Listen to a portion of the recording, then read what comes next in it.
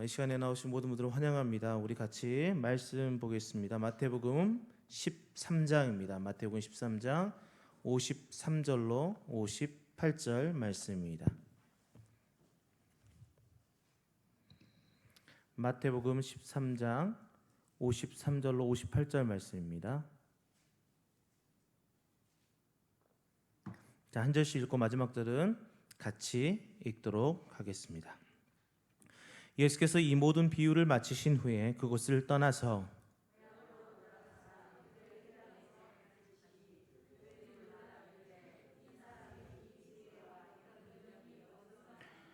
이는 그 목수의 아들이 아니냐, 그 어머니는 마리아, 그 형제들은 야고보, 요셉, 시몬, 유다라 하지 않느냐.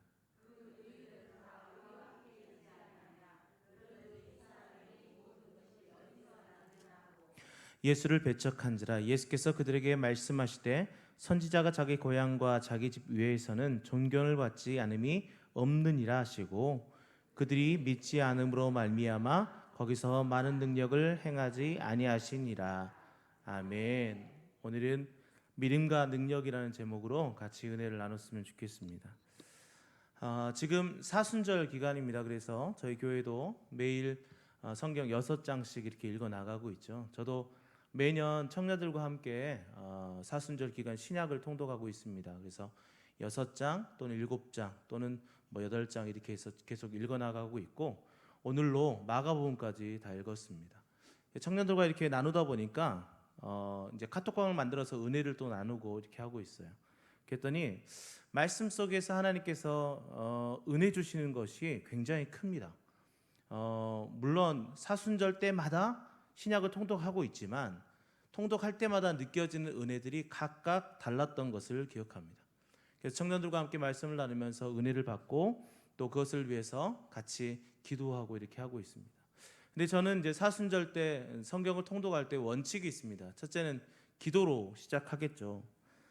우리가 디모데후서 3장 16절 말씀을 잘 알고 있을 것입니다. 디모데후서 3장 16절 말씀에 그렇게 이야기하고 있습니다. 모든 성경은 하나님의 감동으로 된 것으로 교훈과 책망과 바르게 함과 의로 교육하기에 유익하다라고 얘기하고 있죠. 자, 우리는 왜 기도를 먼저 시작해야 되는가? 바로 말씀이 하나님의 감동으로 되어 있기 때문입니다. 하나님의 은혜를 통해서 말씀을 알 수 있기 때문이죠. 똑같은 말씀이지만 예수를 믿는 사람과 믿지 않는 사람이 그 말씀을 통해서 얻어지는 내용이 다릅니다. 믿지 않는 사람들은 그냥 문자적인 해석을 할 수 있죠. 그러나 저희는 믿는 사람들은 그 안에서 하나님이 주시는 영적인 해석도 가미되어 알 수 있습니다. 그리고 나서 뭘 할까요? 이 말씀을 읽어 나가겠죠. 근데 큐티 같은 경우는 본문이 한정되어 있기 때문에, 적기 때문에 그것을 여러 번, 한 3번, 4번 이렇게 읽거든요. 근데 신약을 통독할 때는 6장 이상을 읽어야 되기 때문에 한 번밖에 읽지 못합니다. 물론 사람에 따라서 2번, 3번 읽으신 분도 있겠지만 시간의 제약 때문에 한 번 정도 읽습니다. 근데 그 한 번을 읽을 때 저는 3가지를 표시합니다. 첫 번째는 내가 기존에 알고 있었지만 은혜로 다가오는 것들이 있습니다. 기존에 알고 있는 내용 중에 은혜로 다가오는 것들을 체크합니다. 그러니까 거기다 적는다는 것이 아니라 그 말씀에 체크 또는 밑줄을 쫙 꺼놓죠. 그리고 또 한 가지는 몰랐는데 은혜가 되네? 이런 것들을 체크합니다. 체크해 놓으면 2가지가 체크가 됐죠. 마지막은 뭘까요? 이런 것이 있었나 모르겠는데 이게 무슨 내용이지? 라는 의문이 가는 것들을 체크합니다. 이 3가지를 체크하고 나서 말씀을 다 읽고 나서 다시 그 말씀으로 돌아갑니다. 그래서 체크했던 말씀을 보면서 알고 있었지만 은혜되는 내용들을 묵상해 나갑니다. 그래서 그것을 정리해 놓죠. 그리고 새롭게 깨달은 것도 다시 한번 정리합니다. 그리고 모르는 것을 어떻게 할까요? 주석이나 또 여러 가지 것들을 책을 찾아보면서 그 내용들을 파악합니다. 그래서 그 내용들을 정리해서 단톡방에서 같이 나눔을 하죠. 청년들은 질문들을 많이 해요. 이 내용이 왜 이럴까요? 막 이렇게 질문합니다. 그러면 저는 이제 그것을 보면서 이제 주석과 책을 찾아가면서 그거에 대한 어떤 정리를 해서 같이 올려서 은혜를 나눕니다. 이렇게 성경을 읽어 나가는데 성경을 통해서 하나님께서 엄청난 것들을 우리에게 주시는 것들을 목격하게 됩니다. 그래서 성경을 통해서 계속 읽어 나가는 과정 가운데 있습니다. 그런데 성경을 읽다 보니까 마태복음 말씀 중에 이런 말씀이 있더라고요. 마태복음 6장 30절 말씀에 보니까 마태복음 2장 4절 말씀을 보니까 오늘 있다가 내일 아궁이에 던져지는 풀들도 하나님이 이렇게 입히시거든 하물며 너희일까 보냐 믿음이 작은 자들아 라고 얘기하고 있습니다. 그리고 마태복음 8장 26절 말씀에 보니까 예수께서 이르시되 어찌하여 무서워하느냐 믿음의 작은 자들아 하시고 곧 일어나사 바람과 바다를 꾸짖으시니 아주 잔잔하게 된다. 마태복음 9장 22절 말씀에도 이렇게 이야기하고 있더라고요. 예수께서 돌이켜 그들을 보시며 이르시되 따라 안심하라 내 믿음이 너를 구원하였다 하시니 여자가 그 즉시 구원을 받으니라. 이 세 개의 본문에서 자꾸 반복되는 것은 뭐냐면 믿음에 대한 부분이더라고요. 믿음에 대한 부분들을 쭉 보니까 믿음이 작은 것, 또 믿음이 너를 구원했다, 또 여러 가지 믿음을 보시면서 또 믿음대로 되라 등등의 믿음에 대한 여러 부분들이 나오더라고요. 그러다가 오늘 본문을 읽게 됐습니다. 오늘 본문. 제가 이 설교를 이제 목사님께 본문을 드릴 때가 지난주 금요일이었습니다. 그래서 그때쯤에 읽었던 말씀이죠. 오늘 본문에서 보니까 예수님께서 고향에서 말씀을 전합니다. 자기의 고향에 가셔서 말씀을 전하고 회당에서 또 말씀을 전합니다. 그런데 다른 사람들이 어안이 벙벙한 거예요. 예수가 하시는 그 말씀을 보면서 야, 이런 말씀도 있어? 라고 생각하는 거죠. 분명 자신이 알고 있던 요셉의 아들이고 또 마리아의 아들이었어요. 그리고 목수였고 또 그들과 함께 기거했던 사람이었습니다. 이 사람이 어떻게 성장했는지도 다 보아왔어요. 물론 예수님의 유아 시절에 어떤 이야기들이 있지만 성경에서는 누가복음 외에는 그것에 정확한 것들이 기록되어 있지 않습니다. 다른 여러 가지 책들을 통해서 우리가 또 예수님의 어린 시절들을 볼 수 있지만 그것이 진짜인지 가짜인지는 잘 모르겠습니다. 그러나 성경에 나와 있는 것은 단편적인 것이죠. 그랬다는 것은 사람들이 예수를 봤을 때 일반 청년들과 또 아이들과 비슷하게 자라왔다는 것을 알 수 있죠. 그런데 어느 순간 그 예수의 입에서는 권세 있는 말이 나오는 거예요. 고향 사람들이 그것을 보면서 예수님을 배척하는 거예요. 이런 거죠. 야, 쟤게 저런 말 한다고? 어디서 주워 들은 것은 있네. 뭐 이런 거예요. 그래서 배척하는 거죠.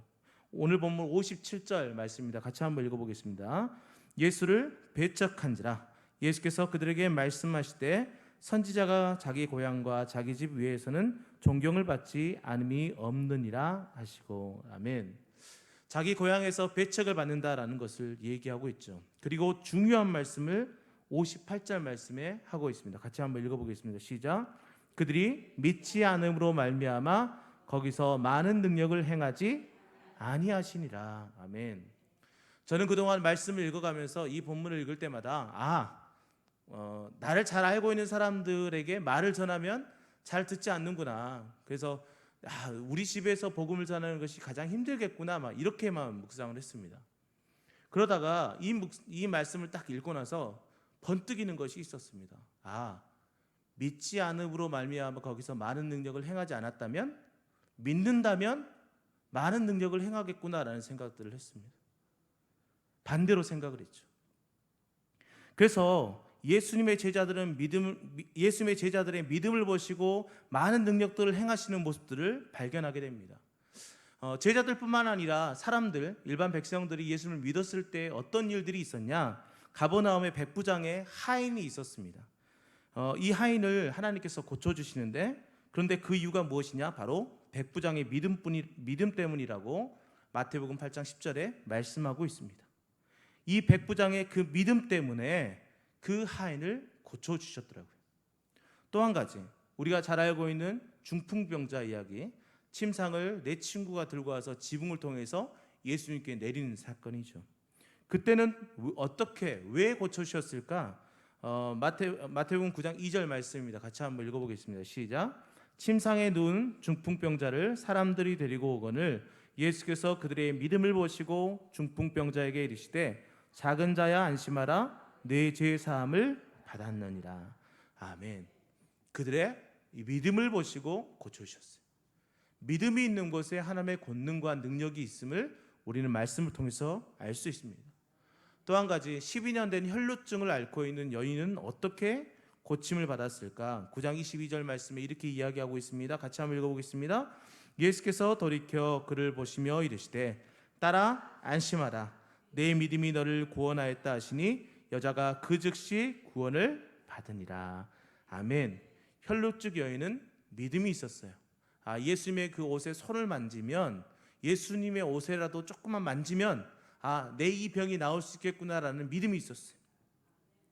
그래서 많은 사람들, 수많은 사람들이 예수님의 옷에 손을 댔지만 고침을 받은 사람은 이 여인 한 명뿐이었죠. 그것은 그 안에 믿음이 있었기 때문입니다. 자, 이외에도 믿음을 통한 예수님의 기적들을 많이 볼 수 있습니다. 이것은 우리에게 무엇을 말하고 있을까? 그것은 하나님의 능력은 믿음을 통해서 나타난다는 것입니다. 우리가 살펴본 많은 사건들의 공통점이 바로 예수님께서 그들의 믿음을 통해서 나타나는 것을 볼 수 있습니다. 믿음이 있느냐 없느냐에 따라 예수님의 모습은 전혀 달라지는 것을 보게 됩니다. 베드로가 믿음을 의지하여, 그 말씀을 의지하여, 그것도 믿음이죠. 그 말씀을 의지한다는 것도 믿음이죠. 그 말씀을 의지하여 그물을 던졌을 때 2배에 가득 차게 되었습니다. 그 놀라운 일이 있었던 것은 무엇입니까? 그 말씀을 믿음으로 그것을 뿌렸기 때문입니다. 우리는 하나님의 능력을 보려고 하고 또 그 능력이 우리의 삶에 나타나길 원하고 있습니다. 그러나 무엇보다 가장 중요한 것은 뭐냐? 내 안에 예수 그리스도를 믿는 믿음이 있느냐 없느냐입니다. 그래서 자꾸만 능력을 먼저 나타내라고 우리는 하나님께 요구하고 있지 않습니까? 내 안에 있는 믿음은 적으면서 내 안에 믿음은 굳건하지 못하면서 자꾸만 하나님께서 먼저 행하십시오라고 이야기하고 있지 않습니까? 하나님은 분명하게 우리의 믿음을 먼저 보시고 행동하시는 것을 보게 됩니다. 그런데 주의 제자들이 병든 자들을 고치는 권세를 받고 전도하면서 또 병자들을 고치는 내용들이 나옵니다. 그런데 고치지 못하는 경우가 있었어요. 그래서 제자들에게 예수님은 이렇게 말씀하십니다. 마태복음 17장 17절 말씀입니다. 같이 한번 읽어볼게요. 예수께서 대답하여 이르시되 믿음이 없고 패역한 세대여 내가 얼마나 너희와 함께 있으며 얼마나 너희에게 참으리요 그를 이리로 데려오라 하시니라. 아멘. 믿음이 없고 패역한 세대라고 얘기합니다. 믿음이 없음을 이야기하시죠. 제자들이 믿음이 없을 때 귀신을 쫓아내지 못하게 되는 것입니다. 하나님의 능력이 발휘되지 않는 것이죠. 그러니까 우리가 믿음을 갖고 있었어요. 지금 우리는 다 믿음을 갖고 있습니다. 그런데 우리 안에 능력이 나타나지 않을 때가 있어요. 왜? 우리가 온전한 믿음을 가지 못하기 때문이죠. 제자들이 자신들이 그 귀신을 쫓아내지 못한 이유에 대해서 예수님께 말씀하시죠. 정확하게 말씀하시는 것이 20절 말씀입니다. 이르시되 너희 믿음이 작은 까닭이라 라고 얘기하고 있죠. 그래서 너희 안에 겨자씨만한 믿음이 있으면 산을 던져서 바다에 던지우라 해도 그 가운데 하나님께서 역사를 이루실 것이다 라고 말씀하시는 것입니다. 믿음이 없기 때문에 그들이 귀신을 쫓아내지 못한다고 말씀하시죠. 그러면서 이 겨자씨의 믿음을 이야기합니다. 근데 이와 관련된 내용 중에 조금 다른 부분이 나옵니다. 마가복음에 나오는데 마가복음 9장 29절 말씀에 이렇게 이야기하고 있습니다. 이르시되 기도 외에 다른 것으로는 이런 종류가 나갈 수 없느니라 하시니라. 아멘. 믿음이 없다라는 것과 이 기도와 어떻게 연결을 할 수 있을까 고민을 많이 했어요. 그러니까 성경을 같이 읽다 보니까 이 내용이 나오는 거예요.